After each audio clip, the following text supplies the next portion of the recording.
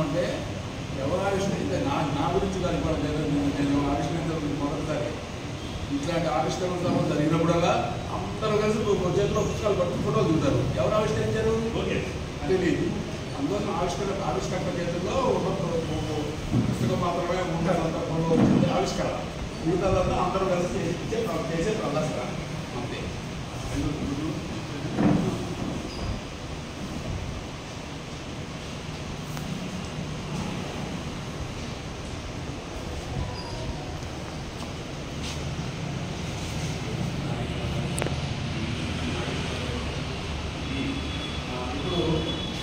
చిన్నాపురం నాగేశ్వరరావు గారికి ఇక్కడ ఈ వేదిక మీద నుంచి వారికి ఒక ప్రతినిధి అందజేస్తున్నాం.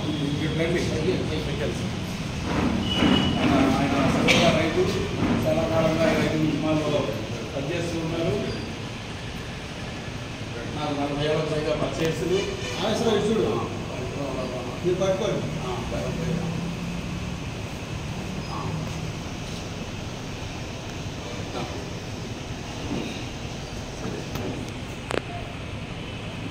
ఆవిష్కరణ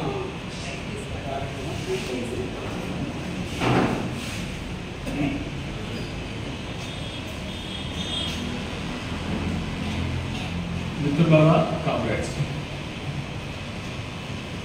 కొన్ని ప్రత్యేక పరిస్థితుల్లో ఈ రైతు కూలీ సంఘం సావనీరుని నేను ఆవిష్కరించాల్సి వస్తుంది.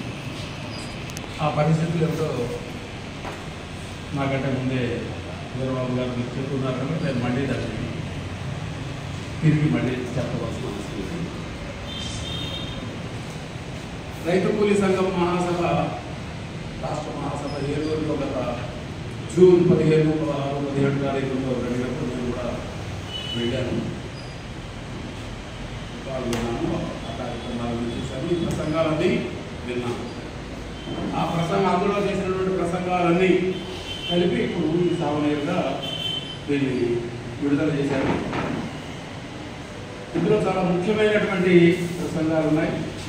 రైతు కూలీ సమస్యలకు సంబంధించినటువంటి అనేక కోణాలతో కూడి వివిధ రంగాల వివిధ ప్రజా సంఘాల నాయకులు చేసినటువంటి ప్రసంగాలు ఇందులో అంటే కేవలం నాయకులే కాకుండా ప్రజాతంత్రవాదులు, మేధావులు వాళ్ళు చేసినటువంటి ప్రసంగాలు కూడా ఇందులో ఉన్నాయి. అంటే ఉదాహరణకి ఇందాక ఇక్కడికి రావాల్సినటువంటి దీన్ని ఆవిష్కరించవలసిన ప్రొఫెసర్ వేణుగోపాలరావు గారు కూడా ప్రసంగం చేశారు.